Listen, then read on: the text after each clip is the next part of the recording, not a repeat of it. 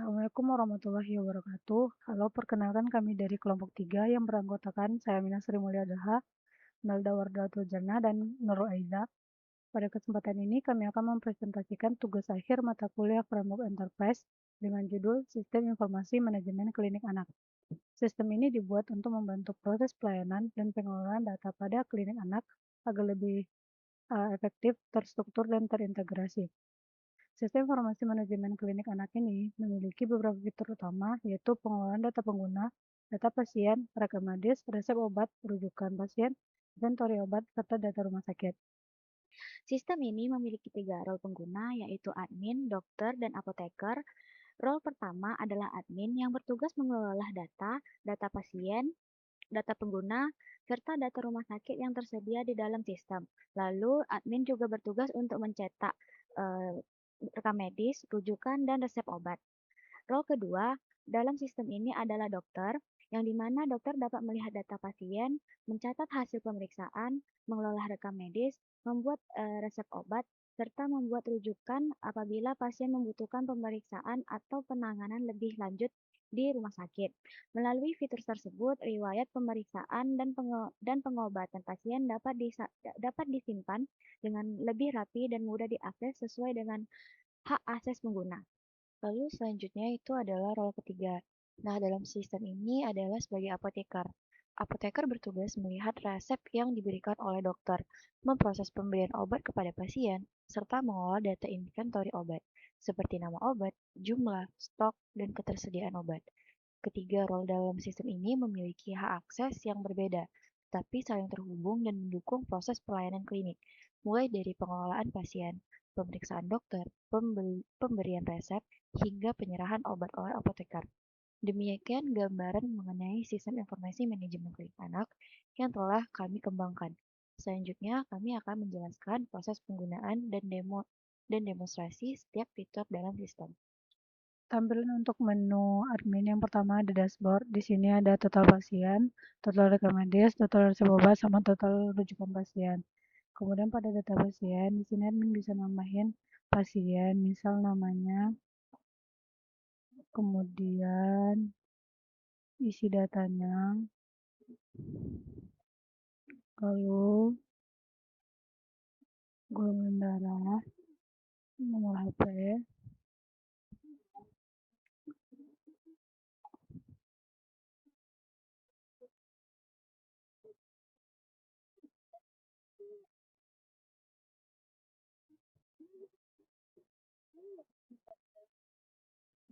lalu simpan data. Kemudian nanti adminnya akan tertambah pada kolom tabel data pasien. Kemudian bisa diedit, misal catatannya,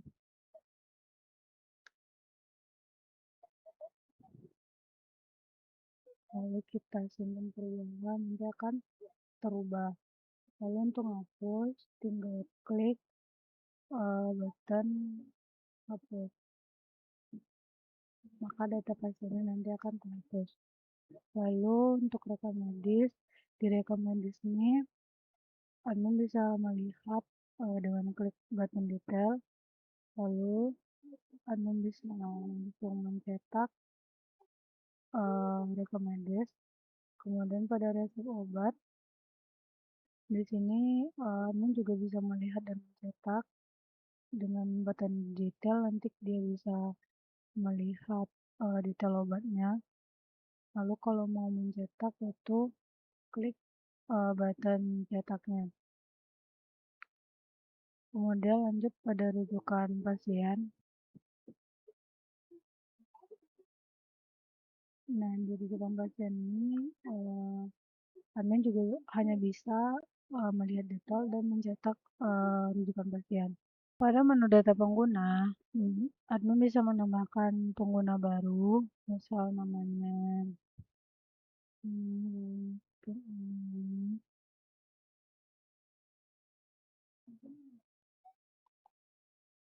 lalu password,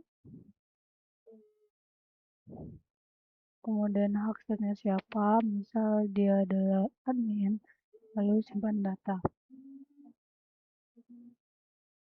Nanti kami akan tertambah di dalam tabel data pengguna. Selanjutnya untuk edit, misal kita edit role-nya menjadi dokter, lalu simpan perubahan, isi passwordnya dulu, lalu simpan perubahan, maka nanti role ini akan berubah jadi dokter. Nah, untuk menghapusnya, maka kita tinggal mengklik aksi hapus. Lalu dihapus. Kemudian untuk menu rumah sakit, di sini bisa tambah rumah sakit, misal Albros, kemudian nomor HP-nya, lalu alamatnya, kemudian simpan data, lalu klik edit, misal kita ubah nomor HP-nya, lalu simpan perubahan, nanti akan berubah. Untuk menghapus, kita tekan button hapus, lalu hapus. Baiklah, selanjutnya saya akan menjelaskan untuk apa saja yang dapat dilakukan untuk role dokter dan bagaimana tampilan dari websitenya. Nah, mungkin kita bisa langsung masuk saja ke tampilan websitenya. Nah, ini merupakan tampilan dari dashboard. Nah, di dashboard ini merupakan rangkuman dari keseluruhan data-data yang ada di fitur-fitur dokter. Jadi di sini untuk total pasien ada berapa, rekam medisnya berapa, resep obatnya berapa, rujukan pasiennya sudah dilakukan berapa kali. Lalu di sini dikategorikan berdasarkan jenis kelaminnya, dan di sini kita dapat melihat grafik kenaikan atau penurunan dari pasien baru atau pasien lama. Nah, dikategorikan berdasarkan pasien baru dan pasien lama. Lalu di sini juga bisa kita lihat ada rujukan terbarunya kemana dan resep obat terbarunya apa. Lalu kita akan masuk ke data pasien. Nah, di sini perlu saya jelaskan terlebih dahulu bahwa data pasien ini itu ditambahkan oleh admin yang memang di use case kami untuk data pasien itu ditambahkan oleh admin, sehingga di sini dokter hanya dapat melihat data pasien dan mengedit ataupun menambahkan data rekam medis berdasarkan nama pasiennya. Jadi di sini data rekam medis ini dikategorikan berdasarkan nama pasiennya, berdasarkan pasiennya siapa. Nah, di sini itu bisa kita coba lihat saja untuk data rekam medisnya. Nah, contohnya seperti ini. Ini jika memang pasien sudah memiliki data rekam medis. Lalu jika data rekam medisnya banyak, maka contohnya seperti ini. Dan jika pasien tadi belum memiliki data rekam medis, itu dokter juga bisa menambahkan data rekam medisnya dengan cara melihat rekam medis, dan di sini data rekam medisnya masih kosong, maka bisa ditambahkan. Nah, contohnya kita pilih dokter, lalu kita masukkan tanggal pemeriksaannya, keluhannya,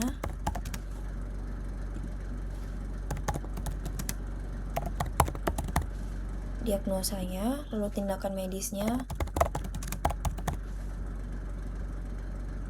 Nah, riwayat penyakitnya kita masukkan. Lalu kita simpan rekam medisnya. Nah, maka nantinya dari data yang kosong akan tertambah untuk data rekam medis dari pasien atas nama Zio. Nah, jadi di sini dapat saya jelaskan bahwa data pasien tadi itu dikategorikan per pasien. Jadi nantinya dokter dapat lebih mudah melihat rekam medis pasiennya. Di mana contohnya di sini ada kolom rujukan. Jadi dokter dapat melihat di mana saja rujukan untuk pasien atas nama Iza. Contohnya kita lihat. Nah, jadi Iza pernah melakukan rujukan di beberapa rumah sakit. Nah, di sini di Rumah Sakit Ibnu Sina, dan bisa juga dilihat tanggalnya. Lalu di sini juga ada resep obat. Jadi apa saja obat yang memang diberikan untuk pasien Iza tadi.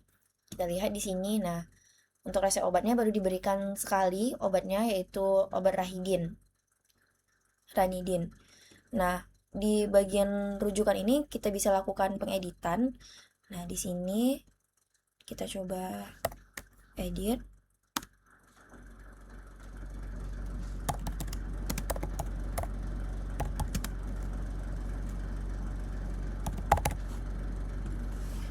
Nah, nanti maka datanya juga sudah berhasil terubah. Lalu kita coba kembali ke data rekam medis, kita coba lakukan pengeditan di data resep obat pasien. Edit. Nah, kita simpan perubahan. Nah,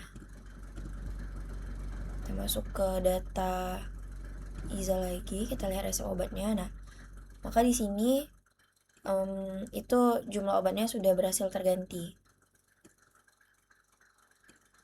Jadi fungsi dari kolom rekam medis di sini itu akan memudahkan dokter untuk menambahkan rekam medis baru berdasarkan pasien. Nah, pasiennya juga bisa dicari di sini, contohnya apanya. Nah, bisa langsung kita lihat di sini. Lalu juga kita akan masuk selanjutnya ke menu rekam medis. Nah, perbedaan menu rekam medis ini dengan menu rekam medis yang ada di kolom data pasien tadi.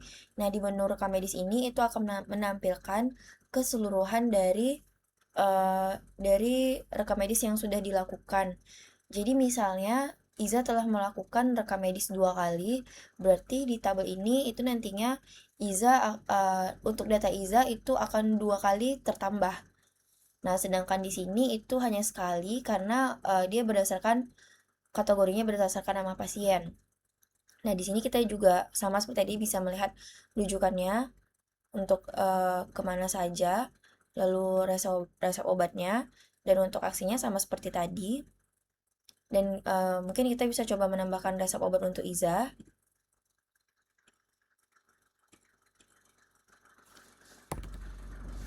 Paracetamol contohnya.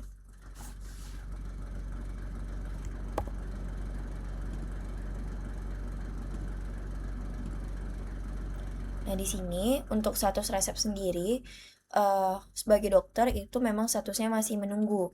Karena nantinya untuk status diproses selesai atau dibatalkan itu akan dilakukan oleh apoteker saat apoteker menerima resep obat dari dokter dan akan menyerahkannya kepada pasien.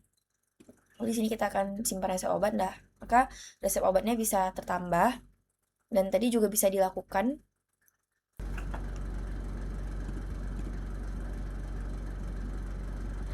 Nah, selanjutnya kita masuk ke resep obat. Nah, seperti yang saya jelaskan tadi, status-status untuk kolom status resep obat sendiri itu isinya akan diedit atau akan diedit oleh apoteker ketika apoteker tadi sudah memberikan ataupun mendapatkan resep obat dari dan untuk pasien. Di sini bisa kita lihat untuk detail resep obatnya.